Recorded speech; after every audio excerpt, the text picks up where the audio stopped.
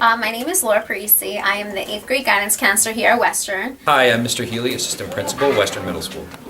My name is Mr. Orlando. I'm an 8th grade English teacher at Western Middle School in Greenwich, Connecticut. Well, my name is Mr. Sackey. I am an assistant principal at Western Middle School. My name is Miss Willie and I teach social studies at Western Middle School.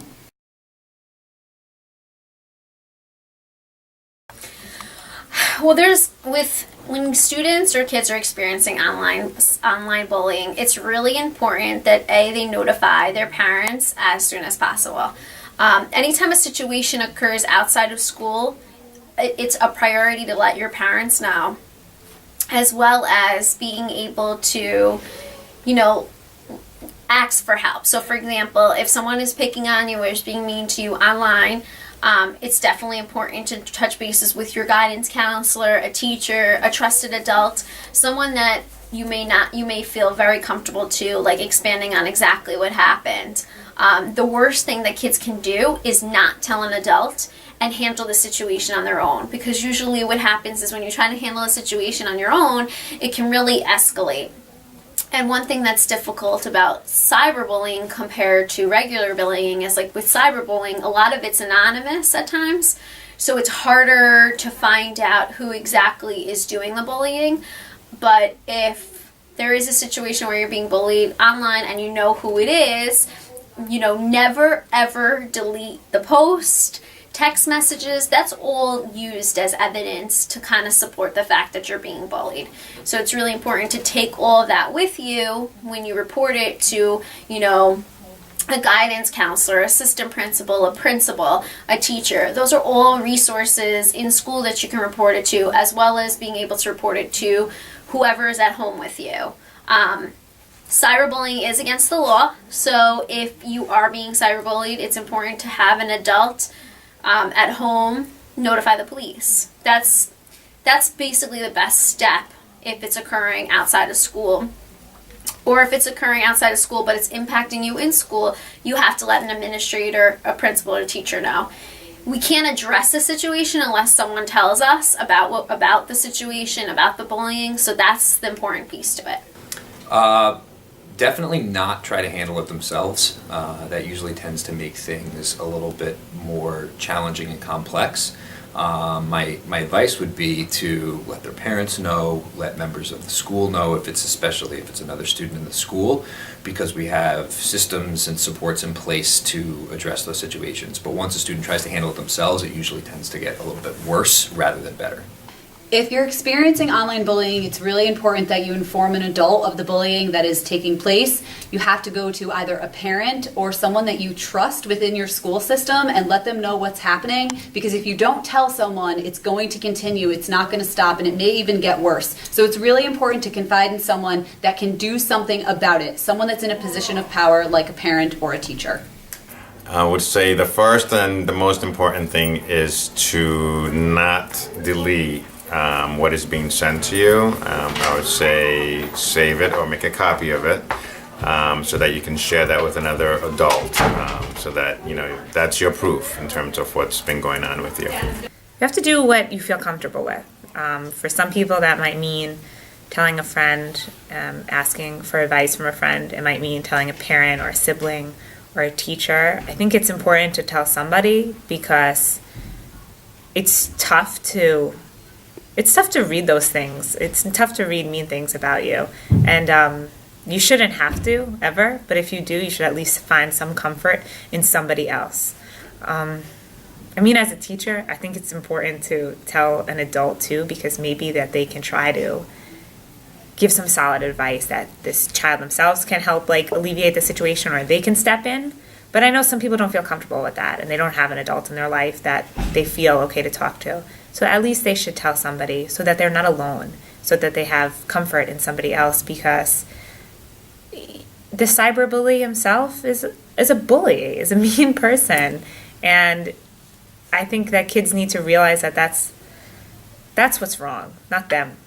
Forget about what they're saying about you, and it's easier said than done, but you're a good person. If I was being cyberbullied, I'd probably delete that certain social media account that I was being cyberbullied on, and I'd probably tell one of my friends or my mom or something so they could help me. I would just ignore it because there's really no point in actually thinking about it because it's not true at all. I would tell them to stick up for themselves and tell an adult.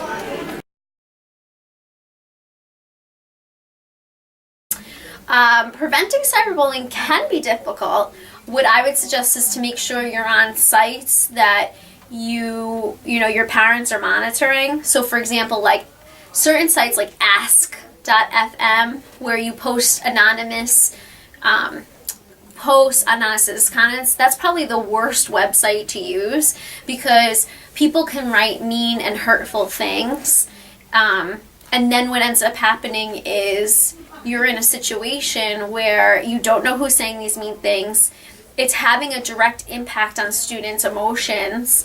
It can cause students to think about, not cause students to think about hurting themselves, but it may cause students to start feeling less self-worth. So the best way to avoid those situations is not being on websites that A, you're not supposed to be on, because there's an age limit, and B, to not be on any ones that there can be anonymous posts. That's kind of the best advice I would give in that situation. I think that, in terms of the school, what we try to do is educate. We try to educate students on the ways to treat each other and what's appropriate and not appropriate to be saying. In terms of students, it's really about accepting your responsibility for the things that you say, respecting each other, and sort of the old rule of treat others the way you want to be treated. Nobody really likes to receive anything mean or nasty about them, so why they then send it to others and feel that it's okay is always something I struggle with trying to understand. So I would say, in terms of prevention, it's really about not engaging people who are bullying or saying mean things and learning why we need to really treat each other with much more respect. I would say, the most important thing are going to be all the other students who are online who see this and who it's not necessarily directed at them.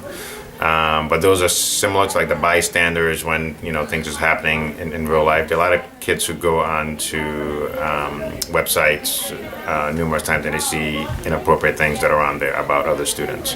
I think the biggest way to stop it is to empower those kids to see it and come and tell somebody. Once it's brought to our attention as the adults, then we're able to better address the issue. But the most important thing is somebody bringing it to our attention, whether it's the child that it's happening to, whether it's another child who I would say is a bystander, but in this case obviously it's in cyberspace, but another student who might be reading something that they see that's inappropriate, but just bringing it to an adult's attention.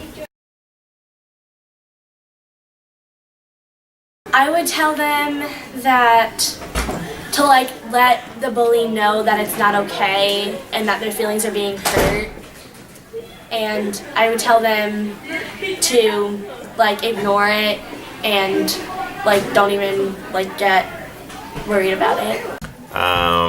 Again, I would tell them, first of all, tell them that they probably should not be on those sites to begin with. There are certain sites that I'll tell them to stay very far away from. If you're on something like Facebook, I think, personally, I think Facebook is too much for middle school students, but that's just me. But I think that there are certain sites that middle school students should not be on, period. But if they happen to go into those sites and there's some inappropriate things happening on those sites, again, I think it's important that they keep or print out anything that's been inappropriate that's been sent to them or said to them, because again, that's what's going to help them when they bring it to our attention that it's been going on. I'd really try to help them, I think. Oftentimes the reason for cyberbullying goes deeper than just the surface level of meanness. So why is it that this person thinks it's okay to say these mean things? Why is it they feel they need to say these things?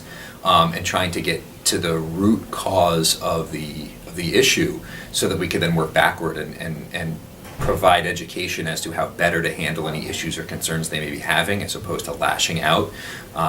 Especially online where there's the anonymity of being behind your computer or in your own home or whatever the case might be, it's too easy to say mean things. Talking to people about, they still hurt just as much if you're in person or on a computer. And would you say that to someone's face? Oftentimes students say, no, we wouldn't. So why do you think it's okay to do it behind a computer? So really the education part of it is what's most important. I kind of wouldn't engage with the cyberbullying, because the one thing that I do know about bullying is that, if you're going to go back and forth, it's never going to stop. So I probably would advise not to say anything to them. I would instead is be proactive and get all the evidence to show that you were being bullied and you didn't retaliate and you didn't do anything back, but that this is the case and you're being bullied, versus saying something to them that may just make the situation even worse. I'll tell them to cut it out, and that can get them into a lot of trouble. And the same way that they would not like somebody doing that to them, it's not appropriate for them to be doing that to somebody else. And I think just educating students on how harmful some of this stuff can be would be part of what I'll be telling a child who does inappropriate things. There's like no point really. If you're bullying somebody else, and if you're cyberbullying, and especially if you're cyberbullying, you're just perpetuating some hate in the world, which is dominant these days and unnecessary. I mean, a lot of good things happen in the world, and we don't get the attention on that because there's so many terrible things happening also. And perpetuating that hate is immature and it's mean. But doing it online is even worse. No one can understand what you mean, how you feel, and you don't have to see the reaction that somebody else has because it's online. So it's kind of shameful and like cowardly to try to hurt someone in such a ambiguous way via the internet, and it's mean. What I would tell a cyberbully is that we really have to remember that the person behind the computer screen that's receiving your comments is still a human being. And just because you're doing something on the internet doesn't mean that it doesn't hurt. Additionally, even if you have a username that isn't identifiable by your name, you can still be found out and you can get in trouble for some of the things that you've written online. It is a crime to bully people online, just as it is a crime to bully people in person. Making comments online is unacceptable when they are rude and mean in nature, no matter what the case. So if you are someone that's written something on computers that you believe might be something like cyberbullying, you need to stop now and remember that what you say has an impact on people.